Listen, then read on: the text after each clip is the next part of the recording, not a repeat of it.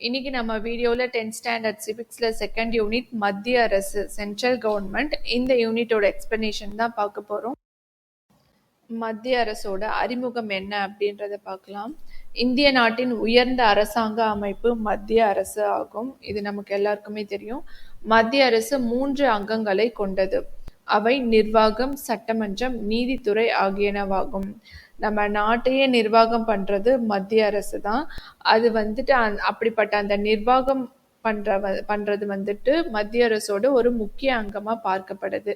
மீதி 2 அங்கங்கள் என்னன்னாக்கா சட்டமன்றம் மற்றும் நீதித்துறை. மத்திய சட்டமன்றம் நாடாளுமன்றம் என்று அழைக்கப்படுகிறது. இங்கிலீஷ்ல சொல்லணும்னா நாடாளுமன்றம் தான் நம்ம பார்லிமெண்ட் அப்படின்னு சொல்றோம். இந்த நாடாளுமன்றம் 2 அவைகளை கொண்டது. அவை மாநிலங்களவை மற்றும் மக்களவை ஆகியனவாகும். அதாவது நம்ம இங்கிலீஷ்ல சொல்வோமே லோக்சபா அண்ட் ராஜ்யசபா. அடுத்ததா மத்திய நீதித்துறை உச்ச நீதிமன்றத்தை கொண்டுள்ளது. அதாவது நாடாளுமன்றத்தோட 3வது முக்கிய அங்கம் வந்துட்டு நீதித்துறை. அதுக்கு கீழே தான் வந்துட்டு உச்ச நீதிமன்றம் செயல்பட்டு இருக்கு. நாம இப்போ சென்ட்ரல் கவர்மெண்ட் பத்தி பார்க்க போறோம் அப்படின்னு ஆயாச்சு. அப்போ சென்ட்ரல் கவர்மெண்ட்னாக்கா நம்ம நாட்டோட முதல் குடிமகன் யாரு அப்படின்னாக்கா பிரசிடென்ட் ஆஃப் இந்தியா, இந்திய குடியரசுத் தலைவர். அவர் தான் வந்துட்டு முதல் குடிமகன் ஆவார். அவரை பத்தி தான் நம்ம இந்த டாபிக்ல பார்க்க போறோம். மத்திய அரசின் நிர்வாக தலைவர் குடியரசுத் தலைவர் ஆவார். இந்தியாவின் முதல் குடிமகனான அவர் முப்படைகளின் தலைமை தளபதியாக செயல்படுகிறார். அதாவது இந்தியாவோட கப்பல் படை, விமானப்படை, இராணுவப்படை இந்த முப்படைகளுக்கும் தலைமை தளபதி யாருன்னு பார்த்தா பிரசிடென்ட் ஆஃப் இந்தியா. இப்போ பிரசன்ட்ல நம்ம இந்தியாவோட பிரசிடென்ட் யாருன்னு நம்ம எல்லாருக்குமே தெரியும், ராம்நாத் கோவிந்த். நம்ம நாடு குடியரசு பெற்ற பிறகு ரிப்பப்ளிக்கன் கண்ட்ரியா ஆனதுக்கு அப்புறம் ஃபர்ஸ்ட் குடியரசுத் தலைவரா இருந்தவர் டாக்டர் ராஜேந்திர பிரசாத்.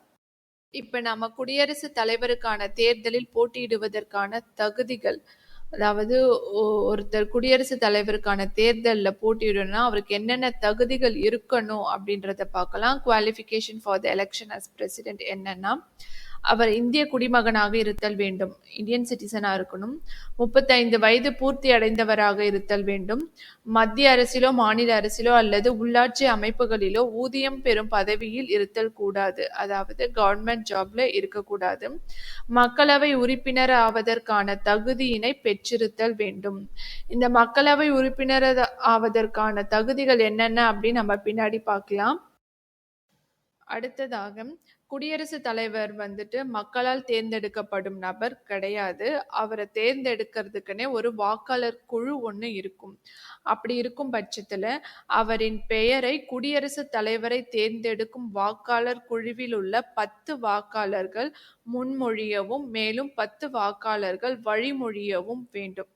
ஓகேங்களா.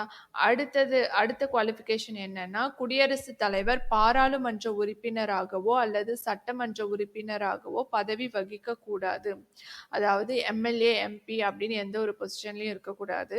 ஒருவேளை பதவி வகிக்கும் பட்சத்தில் குடியரசுத் தலைவராக அவர் பதவியேற்கும் நாளில் அப்பதவி காலியானதாக கருதப்படும்.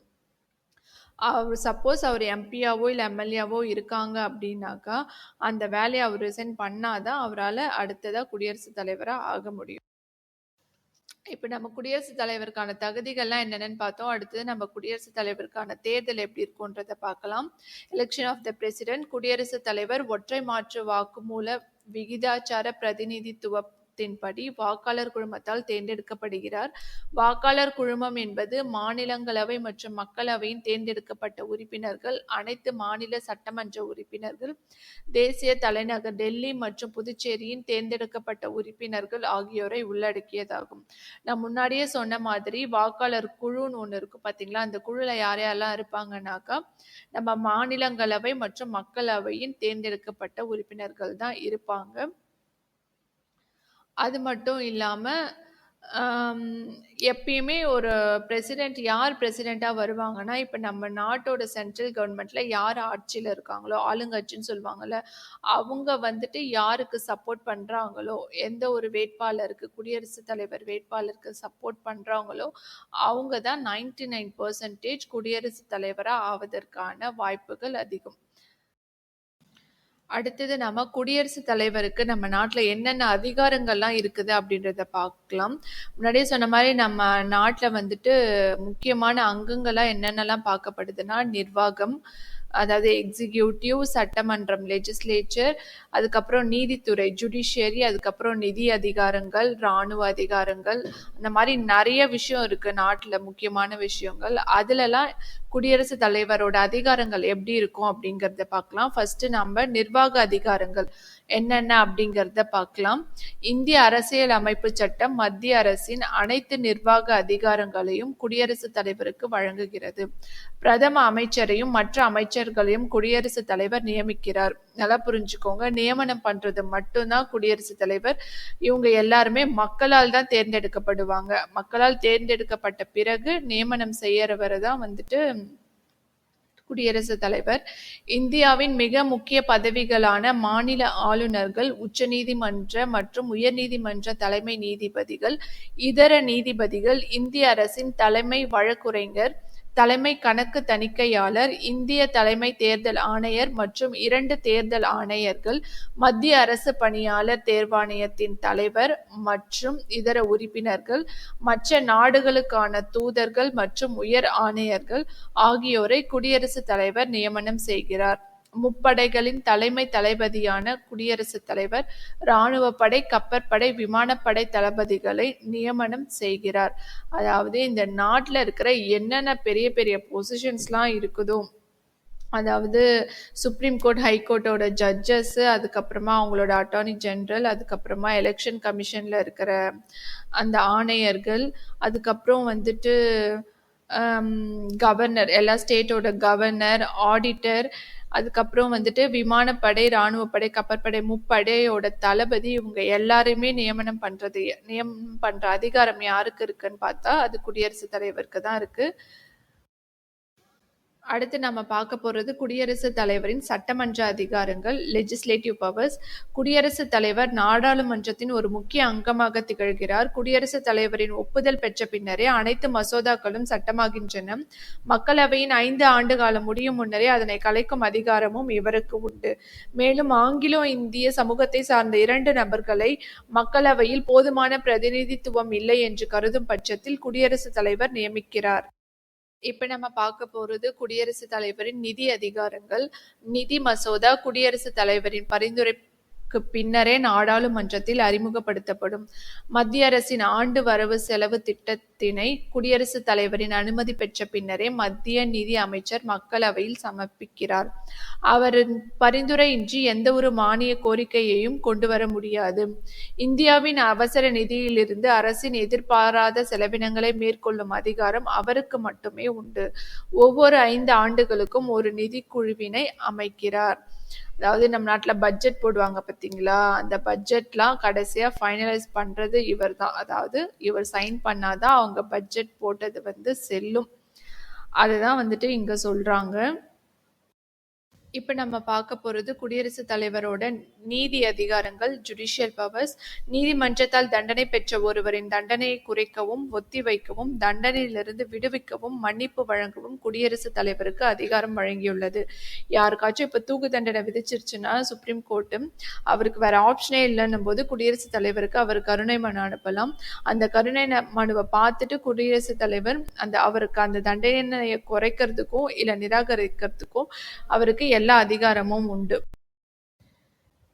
இவர் தன்னுடைய அதிகாரத்தை செயல்படுத்துவதில் நாடாளுமன்றத்தால் அவருக்கு எதிராக அரசியல் குற்றச்சாட்டு கொண்டு வரும் போது தவிர எந்த நீதிமன்றத்திற்கும் பதில் அளிக்க வேண்டிய அவசியம் இல்லை.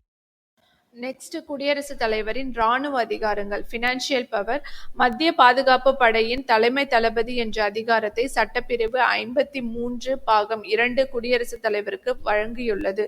இதன் மூலம் மற்ற நாடுகளின் மீது போர் அறிவிக்கவும் அமைதியை ஏற்படுத்தவும் அவர் அதிகாரம் பெற்றவர் ஆவார். அடுத்ததான் நம்ம குடியரசுத் தலைவரோட ராஜதந்திர அதிகாரங்கள் என்னென்னு பார்க்கலாம். வெளிநாடுகளுக்கான இந்திய தூதர்களை குடியரசுத் தலைவர் நியமிப்பதோடு மட்டுமல்லாமல் அவர் இந்தியாவுக்கான வெளிநாட்டு தூதர்களையும் வரவேற்கிறார். வெளிநாடுகளுக்கான அனைத்து உடன்படிக்கைகளையும் ஒப்பந்தங்களும் குடியரசுத் தலைவரின் பெயராலேயே நடைபெறுகின்றன. அடுத்தது நம்ம குடியரசுத் தலைவரோட நெருக்கடி நிலை அதிகாரங்கள், எமர்ஜென்சி பவர்ஸ் என்னென்னு பார்க்கலாம். நெருக்கடி நிலையை அறிவிக்கும் அதிகாரத்தை இந்திய அரசியல் அமைப்பு சட்டம் குடியரசுத் தலைவருக்கு வழங்கியுள்ளது. அவைகள் பின்வருவன: போர், வெளிநாட்டு ஆக்கிரமிப்பு, ஆயுதமேந்திய கிளர்ச்சி ஆகிய சூழ்நிலைகளில் குடியரசுத் தலைவர் நெருக்கடி நிலையை அறிவிக்கும் அதிகாரத்தை 352வது சட்டப்பிரிவு வகுத்துள்ளது. அரசியலமைப்பு சட்டத்தில் குறிப்பிட்டுள்ளபடி ஒரு மாநில அரசாங்கம் செயல்படவில்லை எனில் அம்மாநிலத்தில் நெருக்கடி நிலையை அறிவித்து அம்மாநில அரசாங்கத்தை முடிவுக்கு கொண்டு வரும் அதிகாரத்தை குடியரசுத் தலைவருக்கு 356வது சட்டப்பிரிவு வழங்குகிறது. இந்தியாவின் நிதி நிலையில் திருப்தியின்மை காணப்பட்டாலும் இந்தியாவின் எந்த ஒரு பகுதியில் ஏதாவது ஒரு காரணத்திற்காக அச்சுறுத்தல் ஏற்படும் பொழுதும் 360வது பிரிவின்படி குடியரசுத் தலைவர் நிதி நெருக்கடி நிலையை அறிவிக்கிறார். அடுத்து குடியரசுத் தலைவர் நீக்கம், ரிமூவல் ஆஃப் த பிரசிடென்ட். எந்த மாதிரி சுச்சுவேஷன்லலாம் குடியரசுத் தலைவர் அவரோட பதவியை இழக்கிறாரு அப்படின்றத பார்க்கலாம். அவர் தன்னுடைய பணித்துறப்பு கடிதத்தினை துணை குடியரசுத் தலைவரிடம் வழங்கலாம். சட்டப்பிரிவு 61 படி அரசியல் அமைப்பை மீறிய குற்றச்சாட்டு நிரூபிக்கப்படுவதன் மூலம் அவர் பதவி நீக்கம் செய்யப்படலாம். குடியரசுத் தலைவரின் தனிச்சலுகைகள், பிரிவிலேஜஸ் ஆஃப் த பிரசிடென்ட். குடியரசுத் தலைவர் தன்னுடைய பணி மற்றும் அதிகாரத்தை செய்ய வேண்டும் என எண்ணுவதிலும் செயல்படுத்துவதிலும் எந்த நீதிமன்றத்திற்கும் பதிலளிக்க வேண்டிய அவசியம் இல்லை. குடியரசுத் தலைவர் பத்தி பார்த்தாச்சு. அடுத்தது துணை குடியரசுத் தலைவர் பத்தி பார்க்கலாம். Vice president. அலுவலக முன்னுரிமையின்படி குடியரசுத் தலைவருக்கு அடுத்த தரநிலையில் இவர் உள்ளார். இப்பதவி அமெரிக்க துணை குடியரசுத் தலைவரின் பதவியை போன்றது. நம்ம நாட்டோட முதல் துணை குடியரசுத் தலைவர் டாக்டர் ராதாகிருஷ்ணன். துணை குடியரசுத் தலைவருக்கான தேர்தலில் போட்டியிடுவதற்கான தகுதிகள், qualification for the election as vice president. அதுக்கு அந்த போட்டியிடும் அந்த நபர் இந்திய குடிமகனாக இருத்தல் வேண்டும், 35 வயது பூர்த்தி அடைந்தவராக இருத்தல் வேண்டும், மத்திய அரசிலோ மாநில அரசிலோ அல்லது உள்ளாட்சி அமைப்புகளிலோ ஊதியம் பெறும் பதவியில் இருத்தல் கூடாது, மாநிலங்களவை உறுப்பினராவதற்கான மற்ற தகுதிகளை பெற்றிருத்தல் வேண்டும். அதாவது இது எல்லாமே குடியரசுத் தலைவருக்கு என்னென்ன குவாலிஃபிகேஷன்ஸ் எல்லாமே சொன்னமோ அது இருக்கிற எல்லாமே இவர்கிட்டயும் இருக்கு. இன்னும் 2 குவாலிஃபிகேஷன் குடியரசுத் தலைவருக்கு அதிகமாக வேணும், அது மட்டும் இவருக்கு வேண்டாம். துணை குடியரசுத் தலைவரின் தேர்தல் மற்றும் பதவிக்காலம். நாடாளுமன்ற இரு அவைகளின் உறுப்பினர்களை உள்ளடக்கிய வாக்காளர் குழுமத்தின் மூலம் இவர் தேர்ந்தெடுக்கப்படுகிறார்.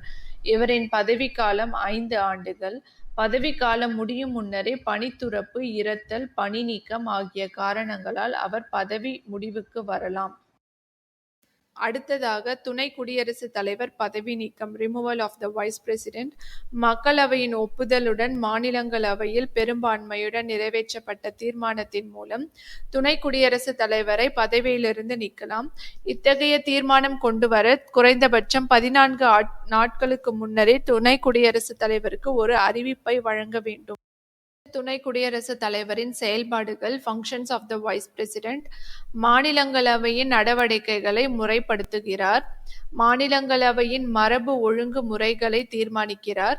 மாநிலங்களவையின் தீர்மானம் அல்லது கேள்விகளை அனுமதிப்பதை முடிவு செய்கிறார். மிகப்பெரிய பிரச்சனையின் போது அவையின் நடவடிக்கைகள் அவர் ஒத்திவைக்கவும் அல்லது முடிவுக்கு கொண்டு வரவும் செய்கிறார். பல்வேறு குழுக்களுக்கு அதனுடைய செயல்பாடுகள் தொடர்பாக அவர் வழிமுறைகளை வழங்குகிறார். குடியரசுத் தலைவர் உடல்நலக் குறைவால் தனது கடமைகளை ஆற்ற இயலாத போது அல்லது நாட்டில் இல்லாத போதும் துணை குடியரசுத் தலைவர் குடியரசுத் தலைவரின் பணிகளை கவனிப்பார். குடியரசுத் தலைவர் பதவியானது அவரின் பதவி துறப்பு, இறப்பு, அரசியலமைப்பை மீறிய குற்றச்சாட்டின் மூலம் பதவி நீக்கம் ஆகிய காரணங்களால் காலியாகும் போது துணை குடியரசுத் தலைவர் அதிகபட்சமாக 6 மாத காலத்திற்கு அவரின் பணிகளை கவனிப்பார். இந்த வீடியோ உங்களுக்கு பிடிச்சிருந்தா லைக் பண்ணுங்க, ஷேர் பண்ணுங்க, கமெண்ட் பண்ணுங்க, மறக்காம சப்ஸ்கிரைப் பண்ணுங்க.